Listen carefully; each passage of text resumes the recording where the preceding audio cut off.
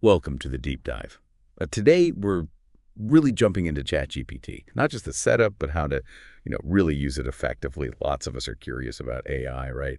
But getting started, sometimes those first chats feel a bit flat, generic. We're hoping to fix that for you today. Exactly. Yeah, our goal here really is to give you a kind of practical shortcut to get you genuinely productive with ChatGPT fast. We've pulled together the key stuff from a really good crash course video and also a handy quick written guide.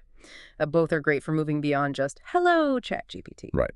So our mission for you today is unlocking that potential. We're going to cover best practices for prompting. That's a big one. Also navigating the interface, the features, and getting some solid tips for improving the answers you get back. You might be surprised how simple tweaks can lead to really powerful interactions.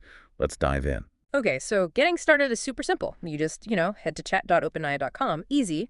But the key thing isn't just logging in, right? It's how quickly you can go from just, using the tool to actually harnessing it.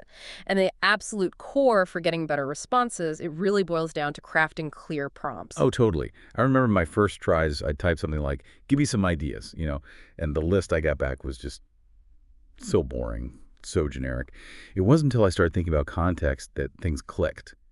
So when you say clear prompts, what does that actually mean, like in practice? Well, it means a few things. Giving it context is huge, being specific, and maybe guiding it on the tone or the format you want. Like ChatGPT doesn't remember past chats, right? So you need to tell it up front who you are, what you're trying to do, who the audience is. Yeah. That saves so much back and forth. So instead of just explain quantum physics, you could say explain quantum physics like I'm 10. Big difference. Or not just write a report, but write this report using bullet points. It shifts the whole output, makes it tailored to you. That really changes the game, doesn't it?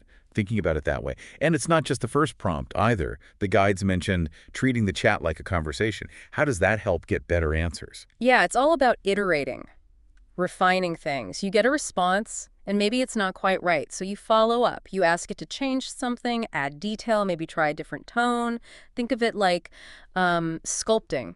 You start rough, then you refine it with follow-up prompts. Chip away, add bits, reshape it, which kind of leads to the question, how precise can you actually get to really nail what you need? Right. And I guess that's where those pro tips come in. I saw that goal plus role plus constraints framework. It seems neat.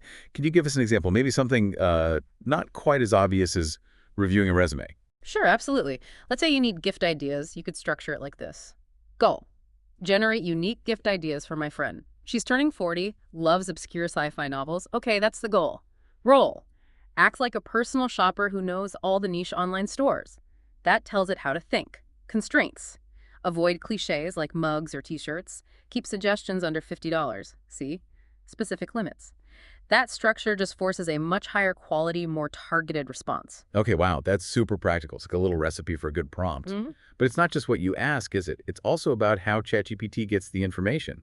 The sources mention some built-in tools, depending on your plan. Yes, exactly. Depending on whether you're using the free version or a paid plan like Plus or Team, you get different tools. For instance, web browsing. That lets it pull in real-time info, stuff beyond its initial training data. Great for current events or checking facts.